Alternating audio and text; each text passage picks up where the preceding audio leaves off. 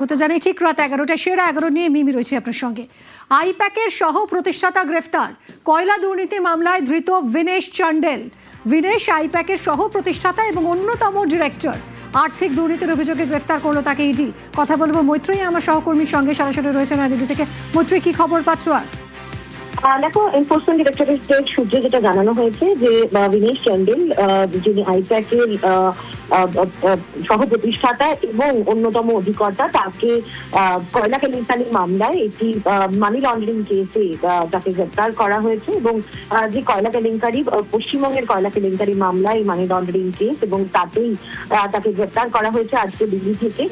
সেটাই এখনো পর্যন্ত এনফোর্সমেন্ট ডিরেক্টরেটের তরফ থেকে জানানো হয়েছে।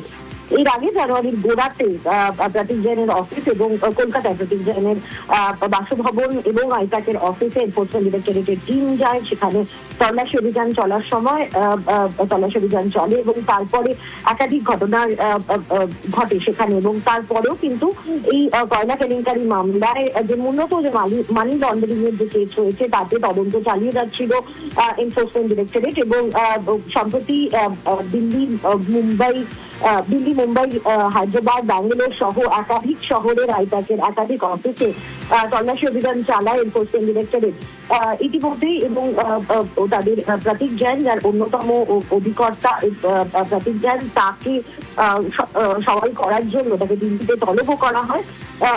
এই সমস্ত কিছু চলার মধ্যেই আজকে বিনেশ চান্ডেলকে গ্রেপ্তার করার কথা এনফোর্সমেন্ট ডিরেক্টরেটের তরফ থেকে জানানো হয়েছে। তবে এই কয়লা কেলেঙ্কারি মামলা এবং মূলত যে অভিযোগের তদন্ত করছে এনফোর্সমেন্ট ডিরেক্টরেট, যে কয়লা কেলেঙ্কারি মামলায় বেশ কিছু টাকা সেটা সাইফনিং হয়েছে এবং সেটাকে মানি লন্ডারিং এর কাজে ব্যবহার করা হয়েছে এবং বিশেষত গোয়া নির্বাচনে সেই টাকা ব্যবহার করা হয়েছিল, সেই অভিযোগেরই তদন্ত করছে এই মুহূর্তে এনফোর্সমেন্ট ডিরেক্টরেট।